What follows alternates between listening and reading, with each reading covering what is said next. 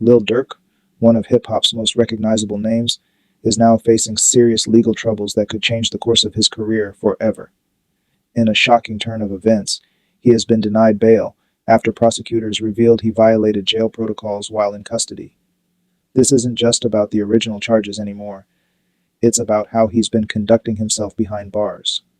Durk, whose real name is Durk Derek Banks, is facing federal charges tied to a murder for hire case.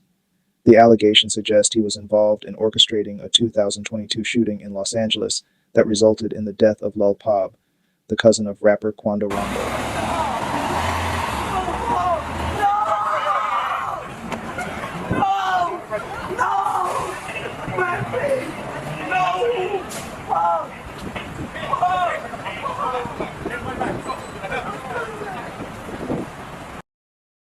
Prosecutors argue that Durk was involved in planning and funding the hit, making the case one of the most serious in his legal history.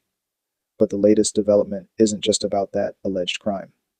During his time in jail, Durk reportedly used the communication privileges of other inmates to make unauthorized calls. Authorities say he accessed the phone accounts of at least 13 different inmates. These calls included three-way communications, a major violation in correctional facilities, as they're often used to evade monitoring. According to investigators, these calls weren't random or innocent. They're alleging that Durk used these connections to communicate with people on the outside, possibly to coordinate support or strategize for his case. The use of others' phone accounts is viewed as a deliberate act to bypass standard monitoring systems, and that's a big deal in the eyes of the court. Judge Patricia Donahue, who reviewed Durk's bail request, wasn't swayed by the multi-million-dollar bond package presented by his legal team. Instead, she focused on this phone usage as a key reason for the denial. In her words, Durk demonstrated a willingness to break rules even while in custody, suggesting he could pose a risk if released. What's interesting is that this phone misuse may now weigh just as heavily against him as the original murder for hire accusation.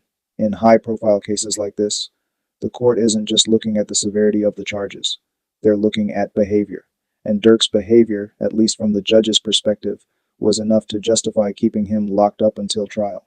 Now, one major development in Durk's favor is the exclusion of his rap lyrics from evidence. His defense team argued that his music is artistic expression and shouldn't be used to make him look guilty. The judge agreed. The court ruled that his lyrics could not be used against him because they were written before the crime allegedly occurred and had no direct connection to the incident in question. This is a big win, not just for Durk, but for the hip-hop community at large. There's been a growing movement to prevent prosecutors from using lyrics as literal confessions. In Durk's case, this ruling could help strip some emotion out of the trial and keep the focus on hard evidence. As of now, Durk remains in federal custody, awaiting trial, which is scheduled to begin on October 14th, 2025.